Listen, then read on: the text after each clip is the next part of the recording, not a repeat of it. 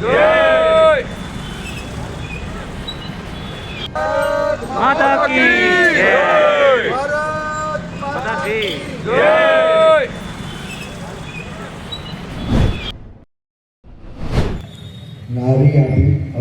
नारी स्वाभिमान आंदोलन आ मंच पर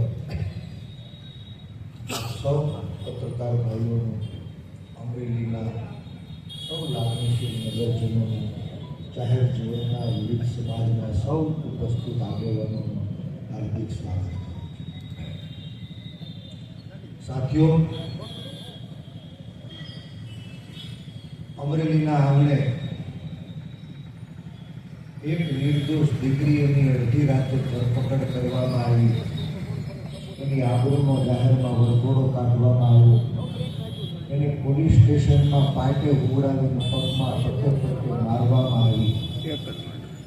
આવી દયનીય અને કમનસીબ ઘટનાનો અમરેલી સાક્ષી બનીનો મને તમને અને આજે સમગ્ર ગુજરાત એક નિર્દોષ દીકરીને ન્યાય અપાવવા માટે વીતેલા 12 દિવસથી ગુજરાતનો જન અવાજ ઉઠાવી રહ્યો છે। આપ મીડિયાના મિત્રો એની વેદનાને વાચા આપી રહ્યો છે, ત્યારે એ દીકરીને પોલીસની કસ્ટડીમાંથી જેલના સળિયા બહાર કાઢવામાં હજુ સફળતા મળી, પણ પીડિત પાયલને નો ન્યાય અધૂરો રહ્યો છે। ત્યારે આજ સળંગ 48 કલાકના ધરણા ડોક્ટર જીવરાજ મહેતાની સાક્ષીએ રાજકમલ ચોકમાં પૂરા થયા છે। પીડિત પાયલનો ન્યાય જરૂર અધૂરો રહ્યો, પણ સમગ્ર ગુજરાતમાં નારી સ્વાભિમાનની જ્યોત પ્રગટાવવામાં સફળતા મળી એનો આનંદ છે। આ નારી સ્વાભિમાન આંદોલન સમિતિની વિનંતી ઉપર અમરેલી શહેરના તમામ વેપારીઓએ સ્વૈચ્છિક રીતે સજ્જડ બંધ પાડીને નારી સ્વાભિમાનની સુરક્ષાને સમર્થન કર્યું।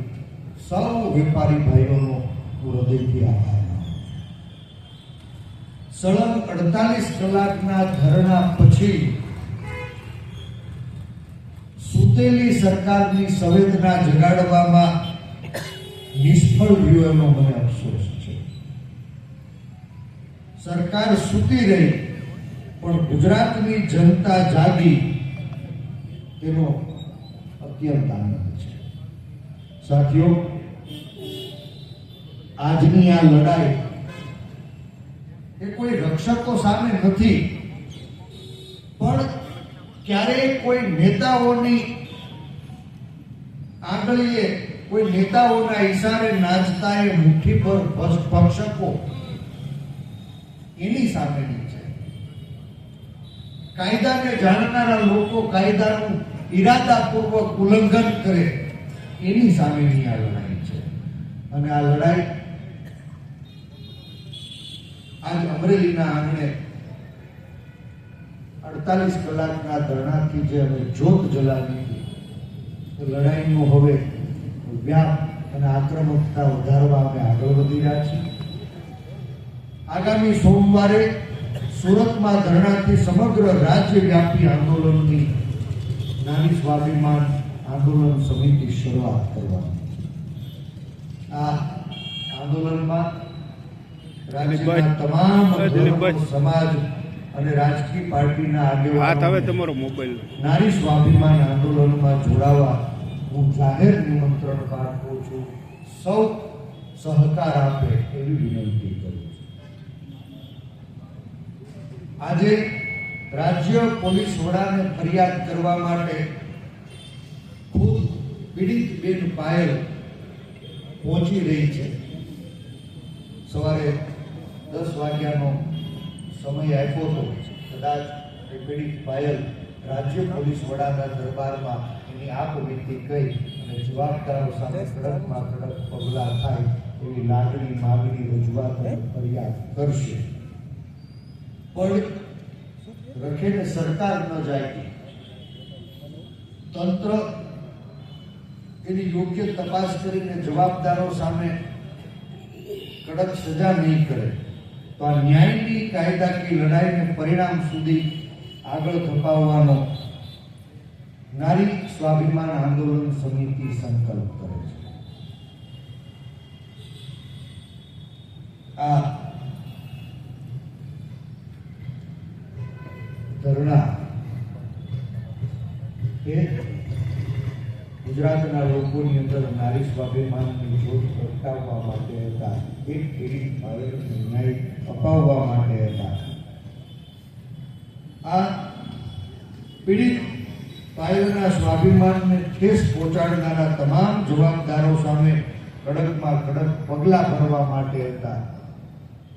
અફસોસ હાલ પર્યંત એનું પરિણામ મળ્યું નથી, પણ આ રાજ્યના સંવેદનશીલ મુખ્યમંત્રીને હું આ મંચ ઉપરથી ફરી હૃદયપૂર્વક વિનંતી કરું છું કે દાદા, ગુજરાતની આઝાદીના ઇતિહાસમાં કોઈ નિર્દોષ દીકરીને અડધી રાતે ઉઠાડીને પોલીસવાળા 17 કલાક રોકી રાખે, એક કુંવારી કન્યાનો જાહેરમાં વરઘોડો કાઢીને આબરૂનું નીલામ કરે, એક નિર્દોષ દીકરીને પોલીસ સ્ટેશનમાં પાટે ઉડાવી પગે પટ્ટે પટ્ટે મારવામાં આવે, આવો બનાવ ગુજરાતે નથી થયો.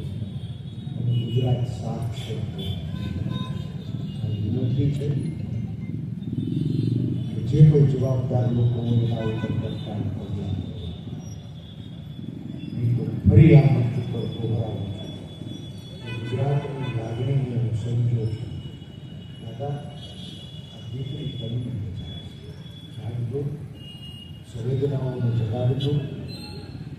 ગાંધીજીના સંસ્કાર, સરદાર અને સ્વાભિમાન અને બાબા સાહેબે કરેલા સંવિધાન રક્ષણ કરજો. રખેને તો એની નુકસાની સરકારે વેઠવાની થશે તો મને સાથીઓ, મારી નાદુરસ્ત અગાઉથી જ નાદુરસ્ત તબિયતના કારણે ગઈકાલે ડોક્ટરોની જાંચમાં પણ શુગર 62 સુધી પહોંચી ગયું હતું અને ખૂબ બધાએ દબાણ કરી ક્યાંય શુગર લેવલ મેન્ટેન થાય, તબિયત સચવાય એવી વિનંતી કરી. મારા માતુશ્રી પણ ખૂબ ગભરાયેલા હતા અને ઘરેથી જાહેર જીવનના ઇતિહાસમાં પહેલી વખત આવ્યા.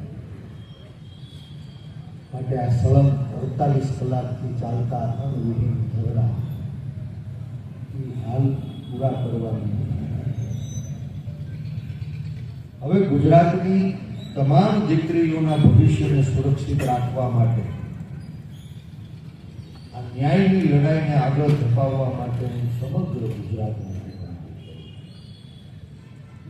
નારી સ્વાભિમાન આંદોલનને આશ્વાસન આપનારા, જાહેરમાં સમર્થન કરનારા, બળ પૂરું પાડનારા, એક દીકરીની લજ્જા, મર્યાદા અને સ્વાભિમાનના રક્ષણ કાર્ય એનો અવાજ બનનારા તમામ સ્નેહીજનો, જેણે આ મંચની મુલાકાત લીધી, જેણે ટેલિફોનિક સંદેશો પાઠવીને બળ પૂરું પાડ્યું, એવા તમામ રાજકીય પાર્ટીના આગેવાનો, સામાજિક આગેવાનો અને આપ સૌ મીડિયાના મિત્રો જે આ દીકરી પીડિત પાયલનો પહેલેથી અવાજ બન્યા છો, આપ સૌનો હું આ જાહેર મંચ ઉપરથી આભાર માનું છું.